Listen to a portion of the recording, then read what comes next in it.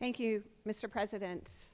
Members of the Senate, I must start by saying that as I look out across this Senate body, I see mostly my Democratic colleagues right now. I see a few Republicans, and I thank you for being in your seats to listen to us. We came here, this special session, to deal with one thing, and one thing only, and that's these maps. And it bothers me that I see so many empty seats, because during regular session, there are a lot of reasons to be out of the chamber, but there are no reasons to be out of the chamber this morning. This week, I've been feeling a little bit of deja vu, because I was here in the other chamber, in the House, in 2004, when we went through a similar process. Most of you were not here then, some of you were, so let me kind of tell a little bit of history. We had gone through redistricting in 2001. We were a Democratic state, House, Senate, and governor's office. That was beginning to change, and so I'll admit, the redistricting process did become partisan. There was some gerrymandering that happened. And there were some court cases, some constitutional challenges to the map. One of those court cases did win, and we had to redraw the maps under threat of a special master taking that process over if the legislature could not do it. Now, there's one big difference between what happened then and what is happening today, and that's the challenge in 2004 was a constitutional challenge, but it had nothing to do with racial discrimination. It had to do with packing districts.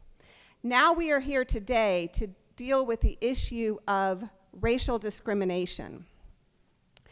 And that is very different. In 2004, or in 2001, we were still under, we had to get our maps pre-cleared to make sure they weren't diluting black vote before we passed those maps.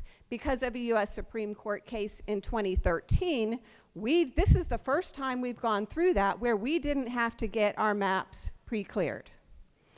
So nobody was really scrutinizing those maps very carefully. Someone said previously, Legislative Counsel said these maps were fine. These maps did not dilute black votes, the maps we passed in 2021. But I will say, you tend to not see what you don't want to see. So I venture to say that the federal government probably looked a little closer than our Legislative Counsel did, and we need to look, and Judge Jones, being a black man himself, looked a lot more carefully at that map than we looked at it in 2021, and probably more carefully than Legislative Counsel looked at it. Now, what happened in 2004 is the legislature was given 3 weeks to pass a new map. We were in session. It was toward the end of session.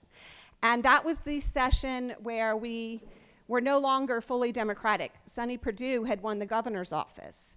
The Senate was elected Democratic, but flipped to Republican after the election when people changed parties. The House was still Democratic. So you had a challenge where Georgia had functioned as a one-party state for 135 years, all of a sudden was a two-party state, and they had to draw maps together. They didn't know how to do it. So they failed to draw a map in 3 weeks. So it was then handed to the special master to redraw a map completely blind of incumbent addresses. The map came out, committee chairman, powerful committee chairmen were paired with other powerful committee chairmen. Nobody liked that map. At the end of that session, 350 years of legislative experience walked out and did not return to the election process. I did that. I left. Because my district, it was like, if my district was like this and I lived here, my district did this. It was a completely new district. And I had a 2- and a 4-year-old and an unemployed husband. And so I said, this is not worth it. I am not going to run again. A lot of other people made that same decision. 350 years walked out. 56 of those years were, if you might remember, Senator Hugh Gillis, who was elected, served 56 years in this chamber and was elected in 1948. He left too.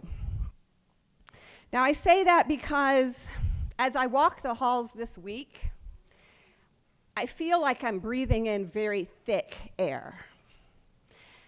But there's probably a couple reasons why I'm feeling that way. I'm feeling that way because I feel like Georgia is at a turning point. That we are at a point in terms of our racial progress that we are turning around and going backwards.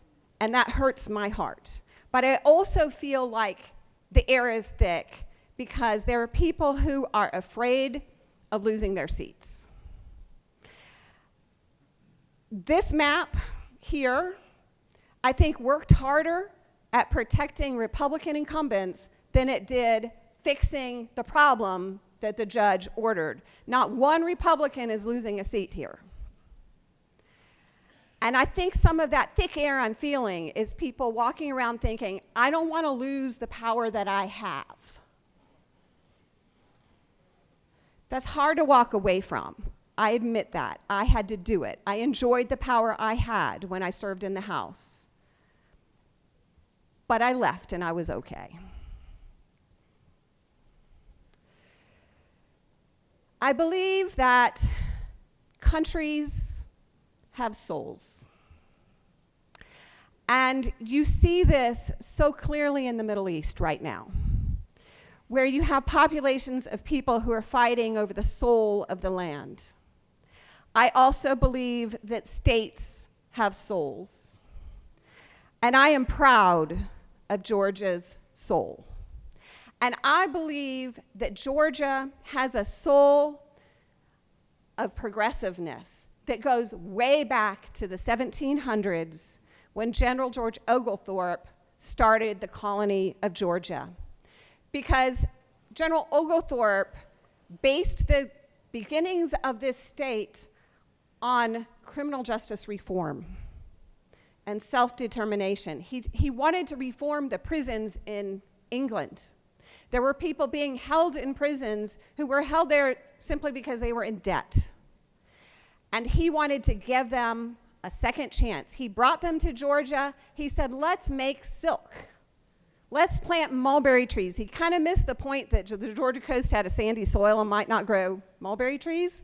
But the point is, the beginning, the seed of Georgia, our first story was about giving people a second chance. And so I believe at the root of Georgia's soul is a spirit of inclusiveness, of self-determination, and of forgiveness. And I believe that at this moment in history, we are putting that at risk. In this room, we have lots of stories. It is important for us as members of this body to get to know each other and to hear each other's stories. There are very few opportunities in our country right now where people of different backgrounds, such as we have in the Senate, can come together and talk to each other. Because we are such a politically divided country right now. So what I ask as a white member of this chamber is that we as white people take more opportunity, and I wish some of my more of my white Republican colleagues were here to hear this, but we need to sit down with our black colleagues and hear their stories. Because I think if we did that, we wouldn't end up with this map.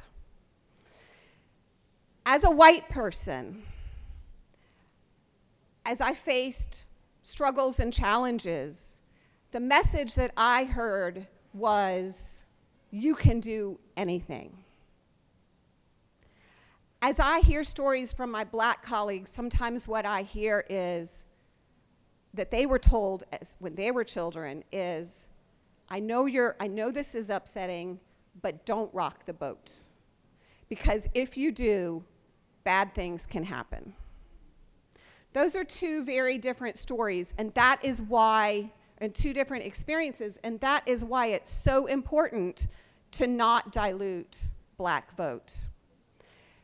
You have black communities embedded in these districts that rely on their black leaders to know what to do and to learn how to advocate for themselves. If you crack one of those communities and put it into a strongly Republican district and take their leader away, they no longer have the confidence in their leadership. And what happened in the south of Atlanta is some of these communities were cracked into districts that vote like 80% Trump. These are populations that don't talk very well to each other. These are polarized populations, and that is exactly why the judge picked this area south of Atlanta. We were supposed to stay in that area and make these changes there. Instead, the map drawers went north. Now, it's hard when you look at these maps to see this racial dilution, because it's so, when you look at gerrymandering, you used to look at gerrymandering and see oddly shaped districts. Now, because of the data we have, we do everything by numbers. And so you can hide this racial discrimination, you can hide this gerrymandering.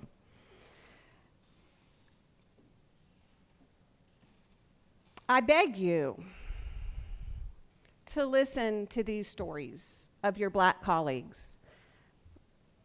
Our senator from the 15th has written a book. And the title of it is something his mother told him, right? Our senator from the 15th was told that to survive in his world, he needed to learn how to get butter from a duck. Now I ask you, the white members of this body, did you have to get butter from a duck to survive in your world? I believe that if we are going to heal as a state, we all must look into each other's eyes in this very body and set the example for talking across these lines, looking into each other's eyes and seeing our common humanness, because life is hard. We all have hard things that we have to live through. And the more we know about that from each other, the more we can better serve the people of Georgia. If we don't do this, I do believe that Georgia will lose its soul. And that would be a tragic burden to leave to the next generation.